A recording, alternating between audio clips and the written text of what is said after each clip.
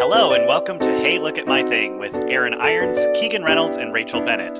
On this podcast, we share things we're enthusiastic about with our friends. And this week, we'll be sharing the curious creations of Christine McConnell.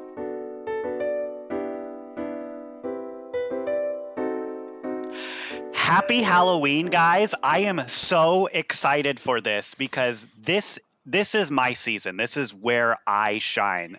Spooky season. Spook. I am all about spook, and thank you for being spooky dude on our squadcast right now.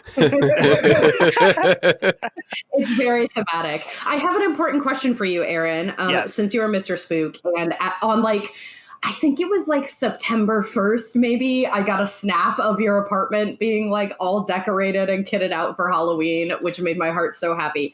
What is your costume this year? So the thing is, I like to have a costume when I go to like parties and so forth, but it seems like not the best idea this year. Right. I do have some old ones, like I had Soldier 76 that I put a lot of effort into that I could wear, like, you know, sitting on my couch alone watching scary movies. Do you get trick-or-treaters? You're in like a precious neighborhood. It's like very sort of bucolic and suburbia.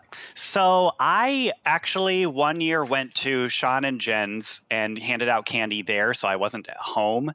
And Oh, cute. and the other year, I don't know what else I was doing. I feel like I wasn't home again, so it's my fault. But I've also had a really bad experience with candy handing out. So, what happened? okay, one year, I just moved into a house and I was working, I think, second shift. So I couldn't possibly be home when trick-or-treaters would be out because I get home at like 10 p.m. and, you know, the kids got to go to bed. And right. I remember that, you know, my ex then was, he worked a different shift and I think he was working overnights that week or something. But anyway, like he had the lights on because he was leaving at night. And I was leaving a second shift. It was daytime. I couldn't even tell they were on because I think they either shut off during the day when it's solar or something, or you can't see it. Anyway, I go to work that day, you know, where nobody's home. Nobody at all is home at our house. But I go to work, I come home, it's 10 p.m. and the lights are on in our house. And I'm thinking, no, there were kids in droves that came up to our house, rang the doorbell, and nobody was there to hand out candy. Like nobody was home. I was so upset about this. Yeah. It's lucky that we didn't have eggs all over the front of our house or broken glass. Because if it were me, there'd be bricks in a window. No, I'm kidding. I would never do that. So, okay, let's get back to the show. Yes. So, the Curious Creations of Christine McConnell stars. Spoiler alert: Christine McConnell. She's a 60s homemaker lady who she's kind of got this like too kind for her own good, like really super genuine. It's just so nice. And she's really like got all these really creative ideas that she shares with everybody. Nobody else on the show has any talent whatsoever in terms of like what she does. She just pretty much does it all and they watch. But it's got this Halloween theme to it, so it's got a darker side. Let me take one step back because I jumped right into telling you what it's all about, and I think it's fair that you guys should tell me what you already know about this show. Here's what I know. I have seen the title card. She's the like thing that I have in my head is like this very tall, slender, dark-haired gal, like standing kind of with her like hands out to the side, looking like very cute and very like 50s, right? She's got the like hair curled up on either side in the like big curls at the bottom. And she's got the like very sort of 50s style, like structured and full skirt and like pastel color type dress. And then surrounded by In my head, it's like spooky baked goods, but I like don't Yep. know that I would commit to them being baked goods.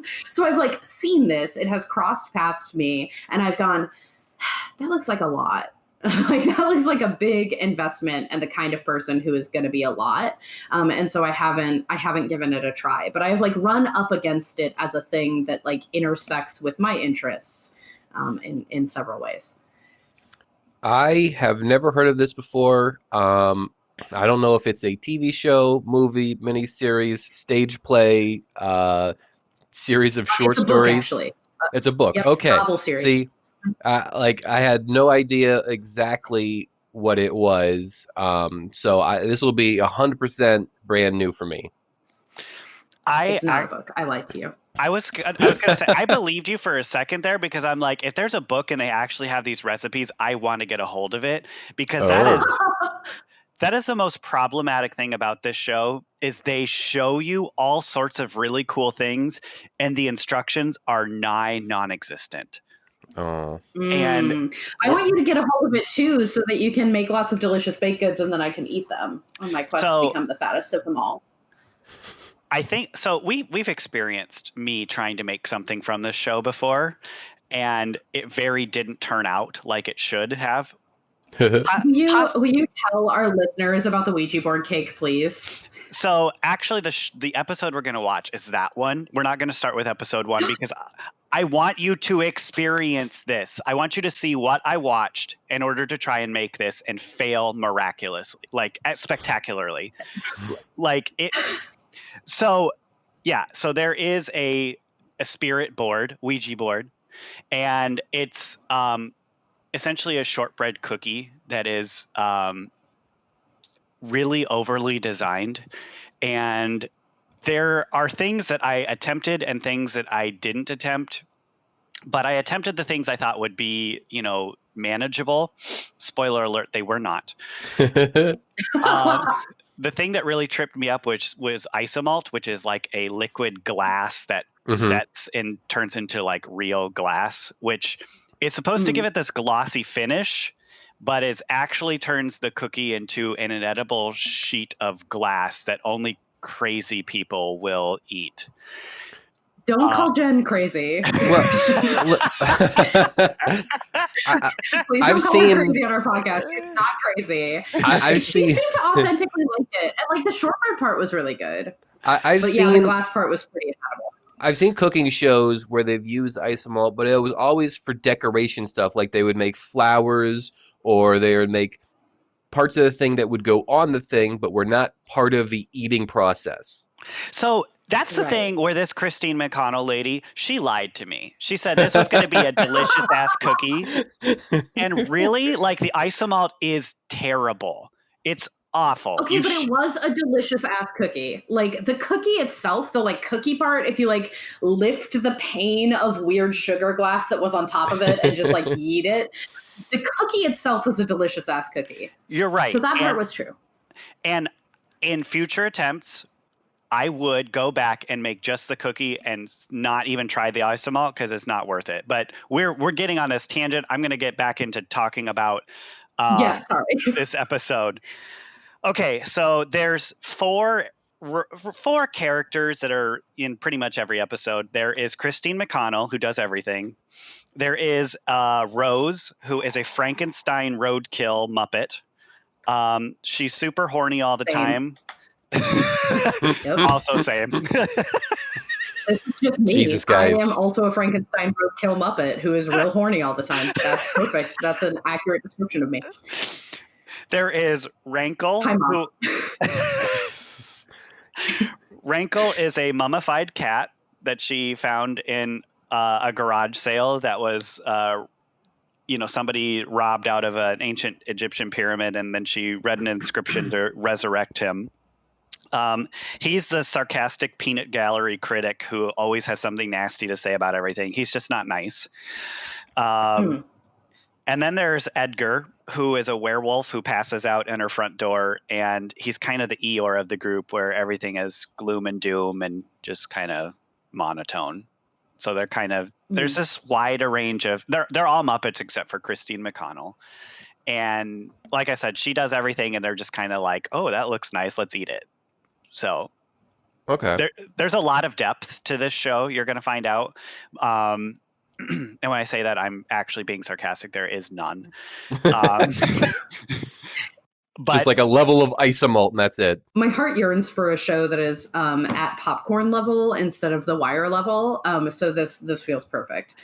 Yeah. This is going to be like no depth. We're just going to see some creations. You're going to be like, how'd she do that? She won't explain it.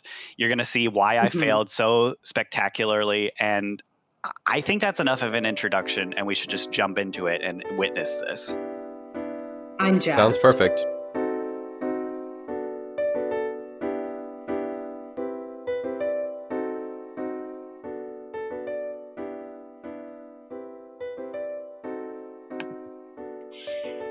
Hey guys.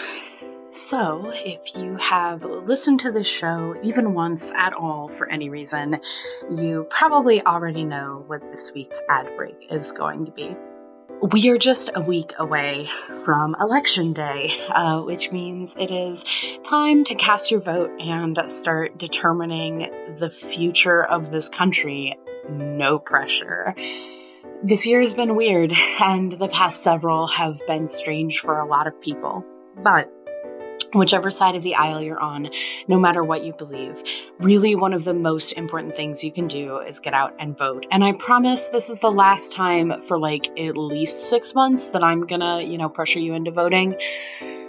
Because it matters. It's really important, and your voice is important, and you are important. And the way to make yourself a part of this process is to vote. I know it's easy to get discouraged, especially when it feels like every time you make a choice, it's the opposite thing that we end up with. But the fact of the matter is, if enough people take the time and take the care to make their voices heard, those voices start to add up. They really do. It does matter, and you do matter, and we need your voice to help make this country as good as it can be. So please, please, please, please, do what you need to do, find the time, and vote. We love you, and we will talk to you next time.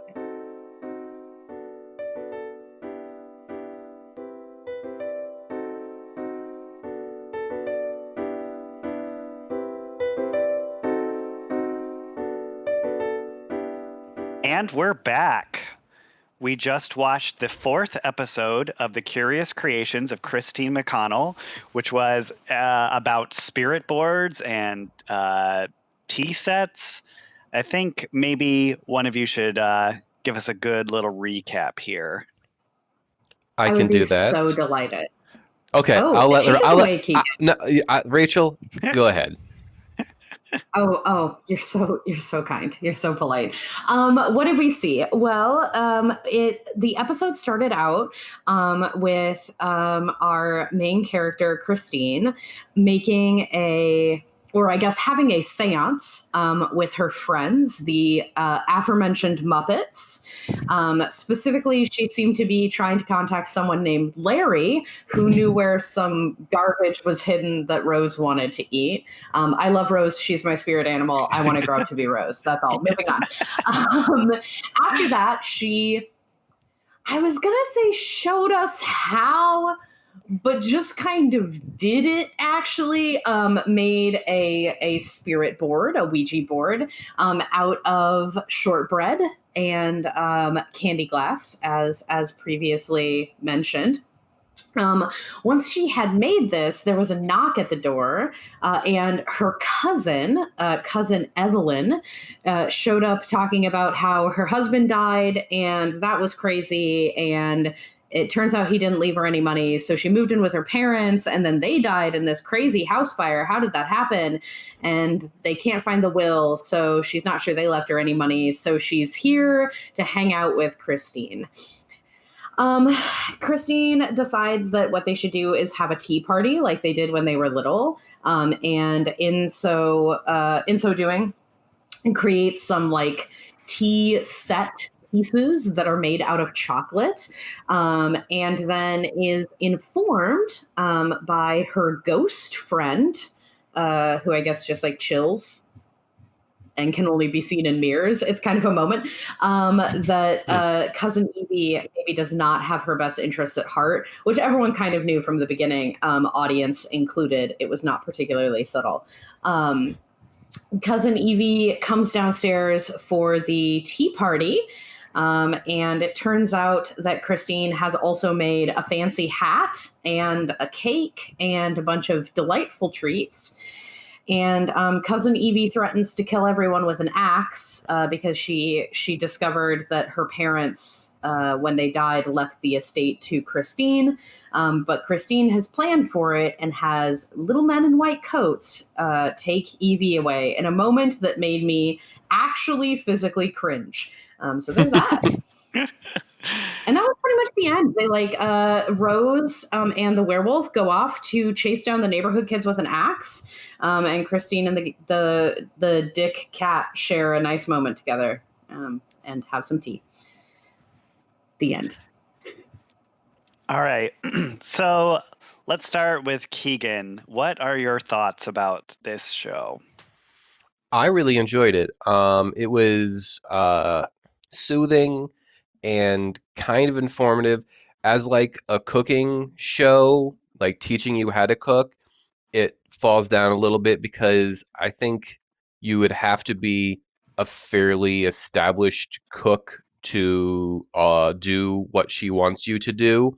If you were just like a person who wasn't familiar in the kitchen, you couldn't even get close to this. Like she's like, you just take shortbread. It's like, I'm not to teach you how to make shortbreads. Like you know how to make this.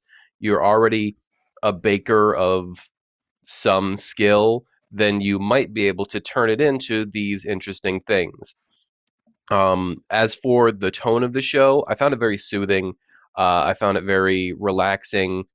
Um, like you said, it kind of is like a skin deep sort of thing. The stuff in between the cooking segments are to get you to the cooking segments and to kind of tie them together. But they're fun and like I didn't want to turn them off. And I found the things she made to be incredibly intricate. And I can't imagine trying to make any of the things she made. They would just be incredibly frustrating for me. I loved the cat. The cat is my cat, basically. Mhm. Well, I don't know if you guys do this, but or me and my wife, we give our cat kind of a personality, kind of based on her, but like expanded. And she hates children, like she calls them little humans, and she hates them. And she's grumpy, and she's very opinionated, and she is this cat. Maybe a little bit dumber, but basically this cat. So that tickled me. Um, and the lady seems incredibly competent. She seems like she has been doing this her entire life, and she is like she knows exactly what's going on. Like there's no hecticness. There's just easy, smooth, and we'll go to this, and we'll go to this, and we'll go to this, and it's fun to watch. And I like watching uh cooking shows like on Netflix. I've watched like the Sugar Rush show and Nailed It and all those kind of shows. So I like watching people just make interesting things. So I enjoy that part of it as well. It's like a different flavor of competence porn. Yeah. Yes. How about you, Rachel? What are your thoughts?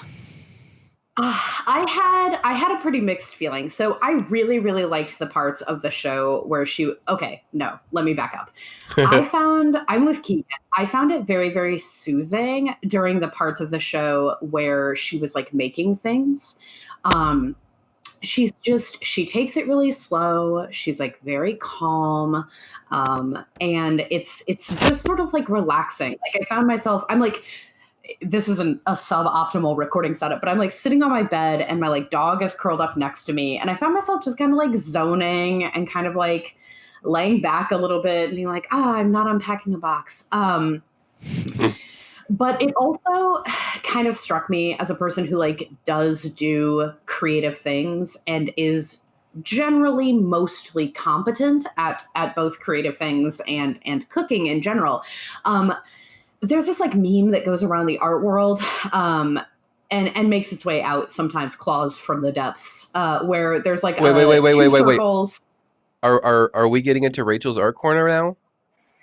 No, not particularly. From like an artistic perspective, the shit that she does is like super tight, right? She has like a very clear consideration for her craft, and that really is what it is, right? She has taken something that is like kind of would be like generally thought of as like, oh, this is kind of silly, like this is kind of schlocky or like a shtick or whatever, and she has really elevated it through her like care and her craftsmanship and her thought and her like obvious understanding of the forms that she's working with, right? Like Rachel's art corner has no complaint. I absolutely see her as like, oh, the things that she is doing is like exhibiting an art and exhibiting that competence, right? Yeah, that attention to detail. No, it's like there's generally two circles, and it says like step 1, draw 2 circles, and then step 2 is like draw the rest of the fucking owl, and there's like an entire perfectly done shaded line drawn owl. And I felt a little bit like this was draw the rest of the fucking owl, right? Where it was like, I've made the shortbread, and now I'm going to paint on a wood grain, which made me say out loud out of my actual human mouth, suck my entire dick. Because like, no, I'm not no. And then at the end, it's like, especially for the tea set one, like she starts in and she's like, oh, I've got some melting chocolate. And then it's like, draw the rest of the fucking owl, right? She gets to the end and she's like, I've made 16 pieces and they're like beautifully filigreed with my chocolate that I piped by hand. And you're like, just fucking, what the fuck, my dude? Why you gotta be like that? So I almost wish that it like, it's kind of nice that it doesn't dwell on how to do it, because the reality of the situation is either I can't or I'm not gonna. So like in the end, I kind of made my peace with the fact that it wasn't going to tell me how. I found the parts where she wasn't crafting, like making things, to be kind of like a little bit sloggy. Like the calmness that is so sort of like lovely and soothing when she is like making things is almost too dead when she's like interacting with the other characters on the show. Like it feels very, I don't know, the lack of energy just makes it kind of rough in the acting scenes, especially like she's on Quaaludes or something. For sure. Yeah, yes, very much that vibe.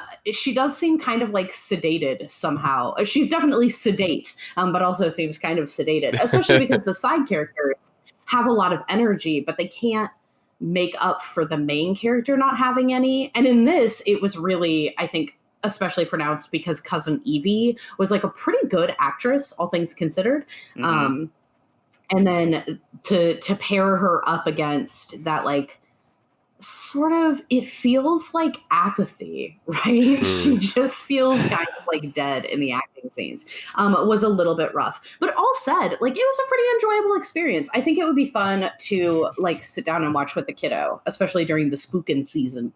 Yeah. Go ahead. I was just thinking when she, when I knew there was no chance to make it is when she was talking about when she was gonna write the letters on the spirit board and she had her ruler out. She's like, you can just use a ruler to write these letters. I'm like, nope, that ain't happening. No. That's where you were out. That was it. Yeah, I was like, well, that nope. was right after the, you have the flat shortbread by then. That doesn't seem too hard. Yeah. And there was the dial that she was painting, but it's just like painting straight lines. Like that seems reasonable-ish. It was right there where it's like, you need talent here. And yeah, so much patience. Way more patience than I could possibly have for that task. So I tried to diagnose our spirit board experience, since this is something you tried to make. And the thing that I noticed was she like picked up the shortbread with the like candy glass on top of it. And as she moved it, it like bent. Yeah. Like it had flex to it. So I'm wondering if if hers drained more, like her candy glass was like liquidier and more of it drained off or something. Because there is no way that shit would have been. Just absolutely not. It was a solid for sure. So let's take a minute, because we watched her journey through this, and now we need to take it like my journey through this, which was, spoiler alert, very different.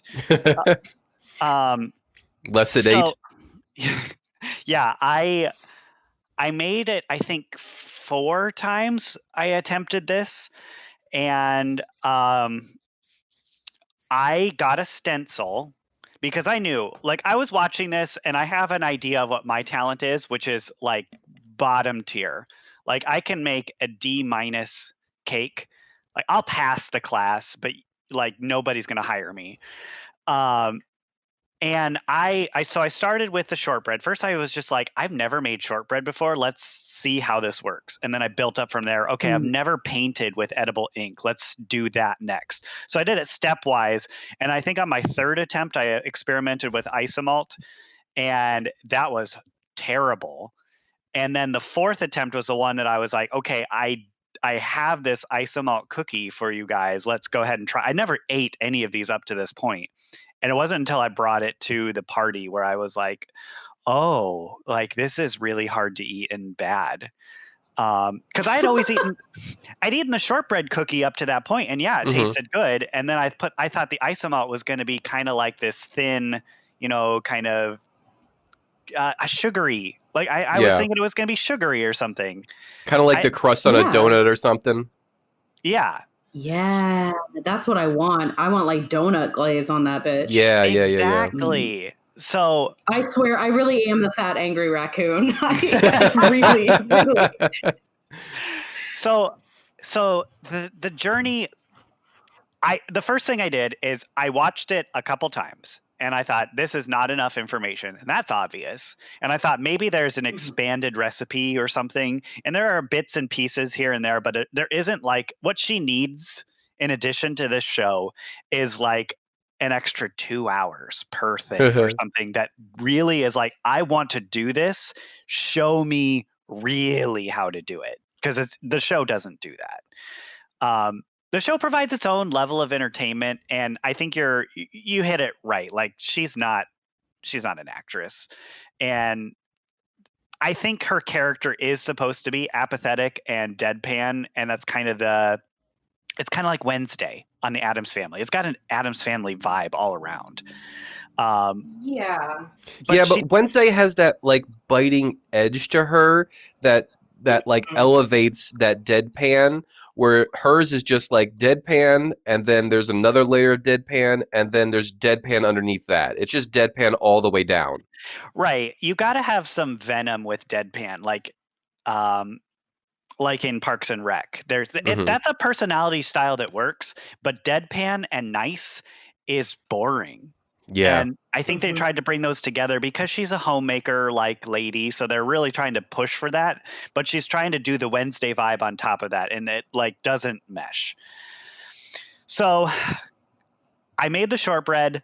It's a lot crumblier than they make it seem. And can I say there are 70 plus individual types of shortbread recipes that are different ratios on the internet, and she doesn't specify which one she used. So I had to go off of something. Seemed like hers was also really thin. Like normally when I get shortbread, it's like probably 1/2 inch to 1 inch thick. And it's like crumbly. Like the point of a good shortbread is that it's just enough flour to keep the butter together. Like that is a perfect shortbread. But like hers was so thin, like hyper thin. It almost seemed more like gingerbread without the ginger than it did shortbread. Yeah. So each attempt, it's hard to make it even. It's crumbly. It doesn't necessarily fill the pan, or kind of does. And so I did the whole pan thing on the top to make a flat surface, but I don't know what she sold to get that flatness. It's not going to happen. But that's the problem, is it likes to sink in the middle, and then you pour the isomalt in, and you've got an isomalt pool in the middle. Mm-hmm. And no amount of pan flattening is going to fix that because it's just the way the cookie bakes. Yeah. So I don't know. Maybe hers was thicker. could be. I don't think 4 attempts is enough, and I'm not patient enough to do more than that before like saying I'm gonna try this and present it to people. Yeah. And I didn't have half the tools. I spent probably like $200 on Oh, all Jesus. like various types of things that you need in the kitchen. I just have nothing. I had to get paints, I had to get stencils, I had to get all sorts of things. And I was like, That's so much. yeah, it was a waste because I'm probably not going to go back to it too much. I might attempt this again, but like the dumbed down, like people haven't seen this version, so I can trick them into thinking this is impressive. Ah. Where I stopped is the airbrushing. I Oh, didn't yeah. get an That's airbrush too far. that in and of itself is like another $200, and I'm like, Yeah, no. they're I've super seen people try to expensive. use those, and it's super hard. Yeah. Yeah. She's like, oh, we'll just make a nice gradient with it. I'm like, okay, bitch. Absolutely not. I have attempted this before and it was a hot, globby disaster. You think I'm gonna make a nice gradient with it? Yeah. No. Well, Under no circumstances. the thing is, it's obvious she's not only talented, but she's had hundreds of maybe thousands of hours of practice in the kitchen. And if you watch Yes. anybody who has, put in that proverbial 10,000 hours Mhm. into perfecting their craft, like what they do almost seems supernatural because you're like, how do you do that? It's like they've done it wrong so many times in so many ways that they have figured out, like almost by muscle memory. It's like this is how this has to feel. Like if that smell isn't quite right, if that touch isn't quite right, Yeah. I know it's wrong already, Yeah. and I have to throw it away and start over. This feels like one of those things where I'm good at certain things and I'm not good at other things. And it's the choices I've made to invest time into video games and piano and that sort of stuff where I go to this and I'm like, I want to be better at this, but I realize how much less time I can spend doing the other things that I like and lose out on that. Like there's only so many hours and so many things you can perfect. And this is not going to be one of them. This is something I wanted to be like, I just wanted to do this one thing to say that I did it, and I failed. I don't think you failed, man. It sounds like you made the cookie, you made the ice malt glass. The cookie was good. The glass maybe was a little bit funky, but people enjoyed it, and did it look cool? It looks rad. It looks like I came in and I saw this shit and I was like, oh, that is dope as hell. Yeah, man, and, I think that's a legit, success. The cookie was super good. Yeah, like. Yeah, I will make it again, but I'm not putting isomalt anywhere near. I might put it in the middle of the dial because I don't expect anybody to eat that, and just kind of use it. Don't tell but- Bean that. Don't tell Bean that nobody should eat the dial, because then he will immediately eat the dial just because you told him not to. Okay, legitimately though, like if you just put isomalt in the middle of the dial, I don't know if it like fucks up its system if you like drop a little bit of like vanilla in it or something. But like it's almost like a lollipop at that point, right? It's like just the top part. It's like a big hard candy. Like Bean could eat that and would. If you say I don't expect this to be consumed by a human, he'll be like, yes, I am that person. I will consume the thing that is not. Dear listener, we have a friend whose name is Bean, and he is contrary by nature. A wonderful human being. He's a good man, but if you tell him something like very one-sided, he will take the other side because he's like, can't help it. He can't help it. He's sort of the embodiment of chaotic good. Yeah. Right? Yeah. Like, that it's not gonna, whatever he chooses to, he's not gonna do something that would like hurt anyone or himself. But if there is an option to make chaos by doing the dumb thing, he gonna. And that's a delight. Everybody needs someone chaotic good. Yeah. No, I want to see Bean try to make this cookie, because that would be hilarious. There's only there's certain ways to fail that are funny, and then there's some things that are just sad. And or frustrating. There's also things that are just frustrating. Like, I don't want to see anybody try to do this if the answer is like, now my heart is broken and my shit is burnt and I am sad. Like, that's not, we don't want that in our lives. Yeah. All right. Well, I think we covered our bases with this one. Is there anything else we wanted to touch on before we wrap it up? I can't think of anything off the top of my head. I enjoyed the show. I could see myself watching just like if I was in a certain mood. And since it's the spooky time of year, this would be the Spookin' time season. I would watch it. If it wasn't near the Spookstown Spectacular, I don't know if I would watch it. Yeah. Yeah, it's definitely, the theme got me. I love that lighthearted macabre. Like that is marketing to me.